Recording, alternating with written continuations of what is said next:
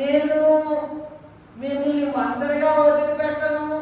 ఆదరణ ప్రభు ఆరోహణమై వెళ్ళిపోతుంటే కొంతమంది ఏడుస్తున్నారట, కొంతమంది బాధపడుతూ ఉన్నారట, కొంతమంది అయ్యా అయ్యా నువ్వు వెళ్ళిపోతున్నావు అంటుంటే నేను మిమ్మల్ని వదిలిపెట్టను, అనాథులుగా నేను మీ మధ్యకు వస్తాను అని చెప్పారు.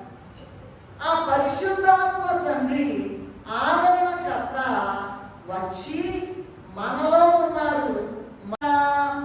వీరు కూడా నేను మిమ్మల్ని ఒంటరిగా వదిలిపెట్టను. ఆదరణ ప్రభు ఆరోహణమై వెళ్ళిపోతుంటే కొంతమంది ఏడుస్తున్నారట, కొంతమంది బాధపడుతూ ఉన్నారట, కొంతమంది అయ్యా